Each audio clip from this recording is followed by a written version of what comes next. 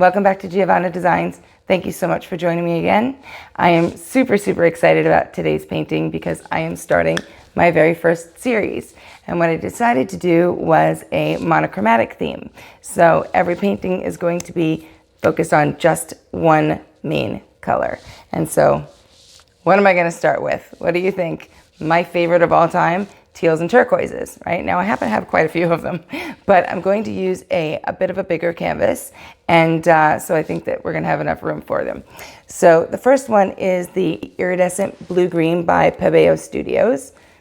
Love this color. It's absolutely gorgeous. I'm probably going to say that about every color that I'm going to show you. The next one is Artist Loft Metallic Cobalt Blue. Again, really pretty. One of my favorites. Blick Metallic Teal. I just got this one recently and it's become a fast favorite. Amsterdam Turquoise Blue and Amsterdam Turquoise Green. Now, I haven't stopped there. I am also going to add in the Deco Art Interference in turquoise. I had only used this once before and I really liked it. It was subtle. It didn't jump out at me, but I think I'm going to add a little bit more today and see what happens. For the metallics, I'm going to add in my Pebeo Studios Iridescent Precious Gold, my favorite gold. And I'm also going to add in the Deco Art Metallics in Pewter. This is that blue-based, really, Gia? Blue-based pewter. That's really pretty, and I think it'll complement all of the teals and the turquoises really well. So super excited to get going, so let's get started. And we're back. Okay, so I did something a little different. I moved my camera so that you can see down this way, because this is a little bit of a bigger canvas. This is a 12 by 24, and so I thought that it would be good for you to see more of what I'm doing this direction, and hopefully my head won't be blocking it too much while I'm blowing around. I also leveled my canvas and mixed my paints all up. I did actually mix these last night, so I just kind of spun them around again. But I wanted to show you, I know this is the one time that I mixed them up last night, but I'm actually trying out a new pouring medium, and so I had to pre-mix everything completely differently than it has been in the past. So yeah, that's fun. Well, if it's a better pouring medium, it's worth it, but still, it's a big pain in the butt. But I did want to show you that I changed a few things. I took out the, where is it? The Deco Art Interference Turquoise, and I took out the Artist Loft Metallic Cobalt Blue, because the Blick Metallic Teal was very similar to the Artist Loft, and there wasn't enough of a color difference for it to make sense to make both of them. And then I added in some color art. I added in some primary elements. So I added in the Blue Bayou and then also the Northern Lights. And that is just really gorgeous. And then to just kick those up a little bit more, I put in some green sparkle. I don't know if you can see that, but it's just really cool. It has just a ton of sparkle to it. So I spun the other one around, but I wanted to show you that when you do pre-mix your primary elements, they will come out very dull the next day. You go, hey, what happened to all my sparkle? It settles down on the bottom of the cup. So you have to really stir it up again really well. And I'm hoping you can see this. It kind of comes to life as you're stirring. And all the mica settles down to the bottom. So you just want to get that all stirred back up again to really get that to come out really nicely. Try to see if I can bring that up. I can't see what you're seeing right now, so I don't know if I'm in a good position for lighting. So I hope I am. Okay, that is really good. And that green sparkle is just gorgeous in there. Oh my gosh. It just really brings the whole thing to another level. Okay, so I am going to pour my white now, and let's blow it around. Move that stuff out of the way. I wanted to also say, don't forget to level your canvas, of course. Don't forget to level your table that you're working on, of course. But don't forget to also level this place where your painting is going to dry. So if you have, a different table that you're going to dry on, or a drying rack, or even the floor. Some people think, okay, well, I put it on the floor, and what happened to it? It got all messed up. Well, sometimes your floor is not level, especially if you're working in a basement or a garage like I am. You can't guarantee that floor is level. It might actually be pitched if you're in a garage on purpose, so that, if you get a flood or you get rainfall or whatever, that it goes out the door. So double check that. And if it's not level, you can put down layers of cardboard or layers of wood or whatever you have in the house. If you have an extra piece of tile around from some construction, whatever you got, you know, put that down and make that a level area then before you start, before you leave your paintings there.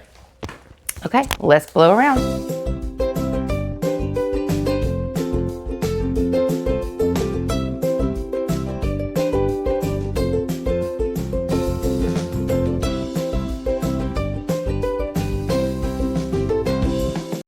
Let's try that again.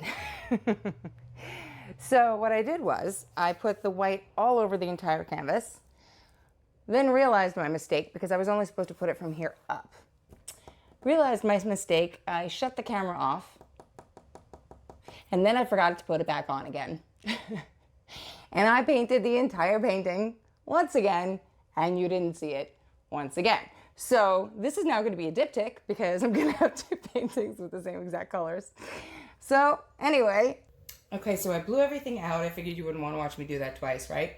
But I did want to mention that when you're using a level 3 canvas, you just want to be careful to dab a little extra paint when you're covering your sides on the edges, because it does, I don't know why they do this, but the level 1 canvases, when they give you your edges sort of folded around and then stapled under, it's a double covered edge. This is like a raw cut edge of the canvas, and I don't know why they do it that way, but so what you just want to do is take a little extra paint and dab a little extra on that edge just to make sure that that's nice and sealed.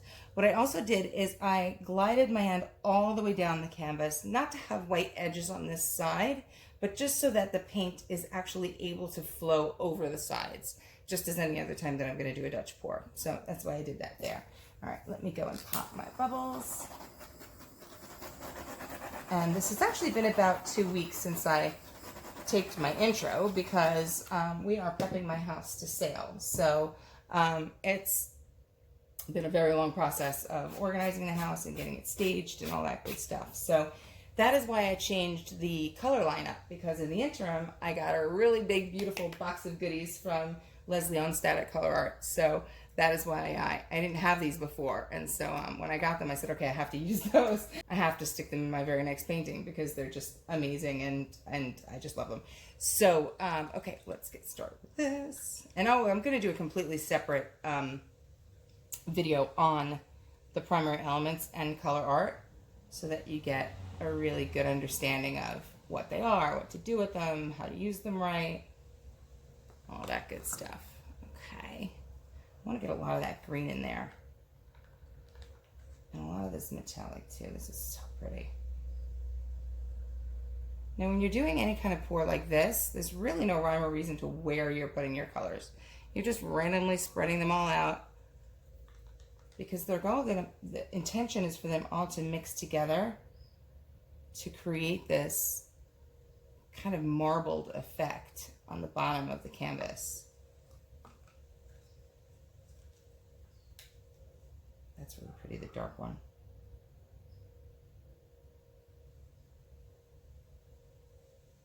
Okay, here we go. Let's stick some gold in there. I don't want to put too much gold in here because I don't want that to take over. I just want a hint of it here and there. And then the same thing with the pewter. Not too much.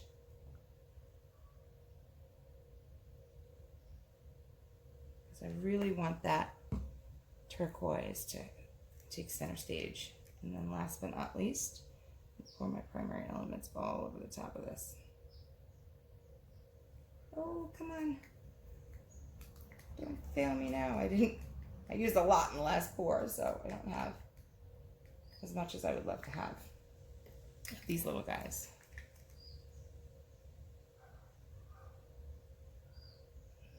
Come on. There we go. Every last drop. These things are precious. Okay. I think that is plenty of paint. So let's pour my white over the top.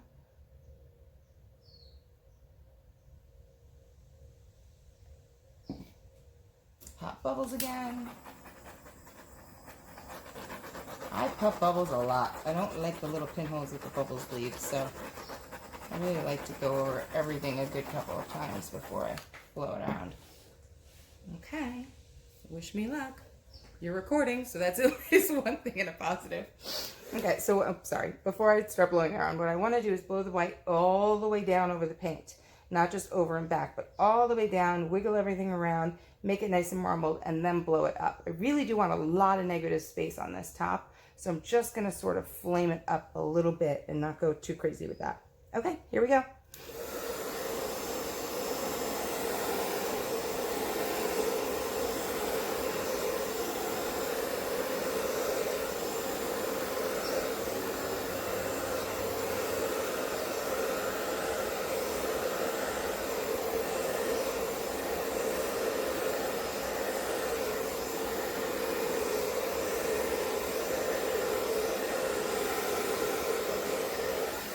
Yeah, I'm painting my pants. Okay,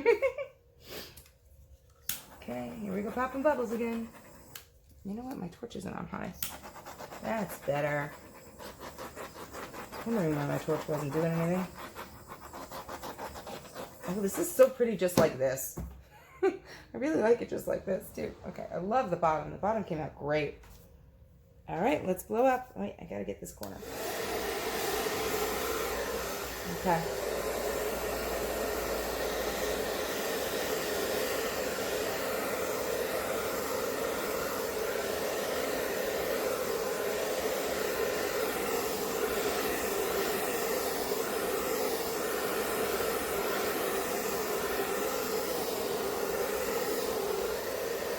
Let's see. This right over there. It's too solid right there. That's pretty. Ooh, a lot more white over here. I love this. And we got a lot more cell action than I got in my last one.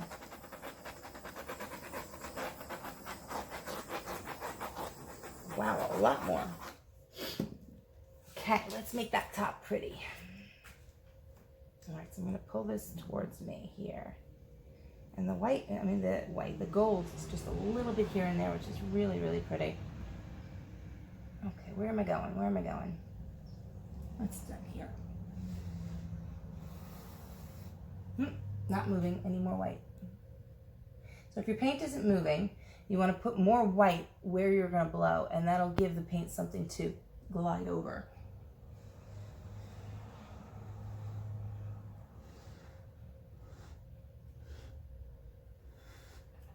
I want this to really flame out like smokiness. There we go.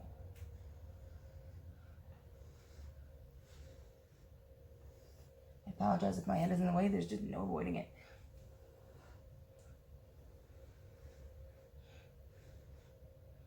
Oh yeah, that's really pretty.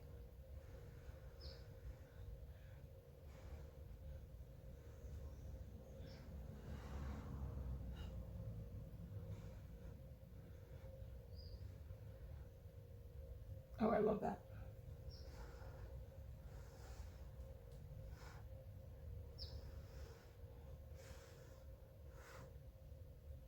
Am I getting my cord in the paint? No, I'm not.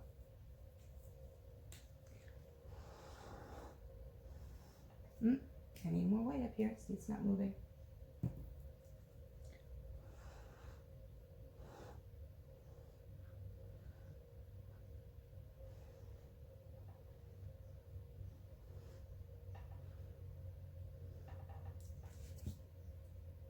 Just put my hand right in the paint. Really? Really, Gigi? Come on. Well, luckily there's a lot of paint down there, so let's see it right now. It's just kind of absorbing back to that spot.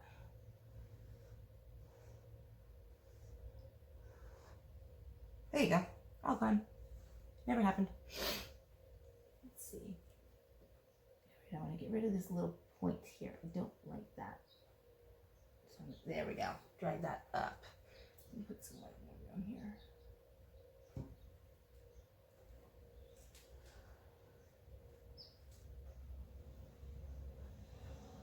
Better. Still don't. There we go. That's nice. I like that now. How about you? Can you go over there too?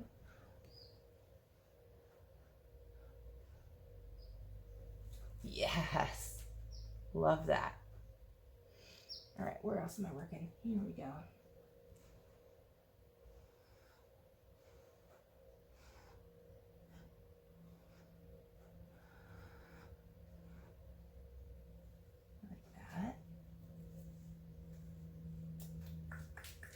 What else am I not happy with? I really love it. I really do. This is a little too solid right here.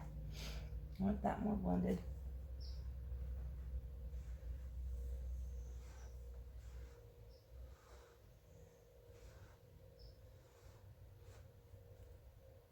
Yeah.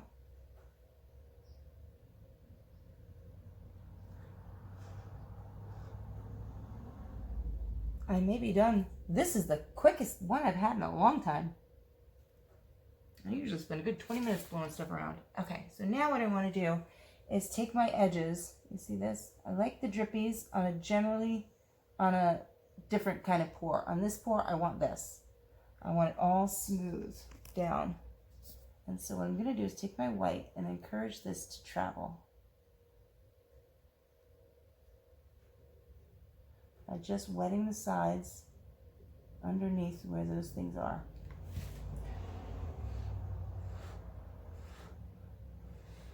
See, this is now, see the paint is sliding down? That's what you want. That's going to happen there.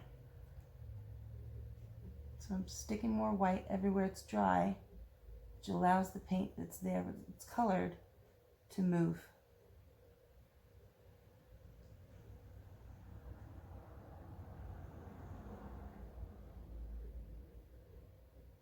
There we go.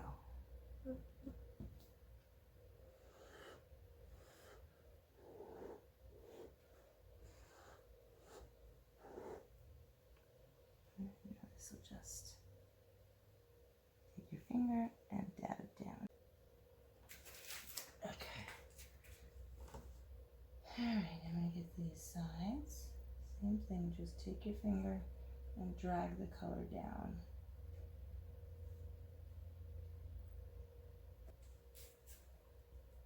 So in a pour like this, you can take your fingers and dab the edges with the paint that's drizzled down. It will be blended, but it doesn't really matter because in this kind of pour, you already have all that blended color. But generally speaking, you don't want to do that because you're going to have a marbled look then. In this kind of a pour, you already have a marbled look, so it's fine. Okay. I love it. It's gorgeous. Okay, don't forget, once you're done with your design, take your popsicle stick and run it all along the bottom of your canvas. Make sure you have no little white spots if you don't want them there. If you do, just tilt your stick up like that. I'll show you on the other side so you can see better. And the paint will drip. So if you, let's say you had a white spot right here where you had dry canvas, you take the paint that's still on your stick, push the stick up a little bit and roll it over, and then the paint will then go on the dead spot. All right, you want to scrape off the excess paint that's on those drips. Number one, you don't want to have drips. You don't want to deal with those. But number two, then, you don't want the paint to keep traveling. Now you've got your good design. You've got your composition just right. You don't want to mess it up. So all those drips have to go, or they will continue to then pull your paint down from the top of the canvas. And you definitely do not want that. Okay. I'm going to stop now, take you down from the clamp, and show you all of these details because there's a lot going on in this painting. Okay, here we are with my very messy table. Didn't that come out gorgeous? I absolutely love it. It's exactly what I was going for. Exactly. So I'm super psyched. Even the last one didn't turn out this pretty. So I left my flashlight on so you can see the sparkle of the primary elements. Do you see that? It's just, the whole thing is just super glittery. But look at all the pretty little details. Everything looks like bubbles. I mean, like, look at that teal bubbles on top of the gold bubbles. I'm loving this. And it's so interesting the way that the colors are layered. It's just so pretty. I'm excited to do this in other colors too and see how they look. And look at that, it's drying already. This thing is drying fast, man. That's going to be interesting. I hope that works out well. I'll let you know next time. But like I said, I'm trying out this new pouring medium. But look at that. Isn't that cool? It looks like floating bubbles. That's just amazing. I haven't seen that before. And then this is my smoky edge, which I really love the way that came out. It's just enough. You know, you don't want to overdo that, but look at that really cool, pretty reflection right there. I love negative space. I really do. But this was a very different one for me because the whole bottom is covered, but I love it. I do. See, again, this is drying right here too. I think that one lighter color is just making that area dry really fast. I hope it doesn't crack. Now that I said that. So I hope you like this video. If you stuck around this long, please hit that like button and subscribe to my channel, hit the notification bell, all that good stuff. You know, I am a brand new channel, so you are probably new to watching me, and I hope you enjoyed it enough to stick around and see my future paintings, because this is fun. I love this. Okay, so my next monochromatic choice is either going to be, well, I'm going to do a few of them. I'm not sure which one's going to be next, but I've decided to do pink and crimsons, purples and lilacs, and then a real deep ocean blue, because this is more teals and turquoise blues. So I'm really going to go for that deep, deep ocean blue. And I was going to do another one, but I had 4 in mind. But now that I have a diptych going on, I don't know about that. I'll have to decide on that one. I was thinking of maybe doing a multicolor, but that sort of defeats the purpose of having a monochromatic theme, right? So I don't know about that. We'll see. All right, I'm going to pause now and show you the sister diptych. Okay, she is already on the drying table, so it's kind of hard for me to get the entire thing in the camera view. And don't mind the chair that's out here, because like I said, we're moving and we staged the house and things have been all moved around. So this one came out so differently than the other one. If you see, it's much more marbled and nowhere near as bubbly or as celled up as the other one. And I really love it too. It's just a totally different look. Completely different. That's why it was sort of unexpected for the one. And again, those areas of that light aqua just are drying a lot faster than everything else. But there's that primary element sparkle. There's nothing like it. There really isn't. You gotta love a good pearl paint. And see, okay, there's some little bubbles. And you have to love a good iridescent paint, but there's just nothing like the primary elements. It's a whole thing unto itself. It really is. It's its own separate entity. Hope I'm not going too fast. Okay, and see the wispy edges came out really cool too. Look at that one big flare there. And then this one too. I got some gold up there. Got some more really pretty cells. And some of that gold. Actually, that's the green sparkle. See it? Isn't that pretty? Ooh, ooh. And there's the deeper color coming through of that primary elements. That I think that's Beach House Blue. Love that. Okay, well, thank you so much for joining me again. I hope you enjoyed yourself. I hope you had a good time relaxing and watching me paint. Thank you again. Have a great day. Hope to see you next time. Bye.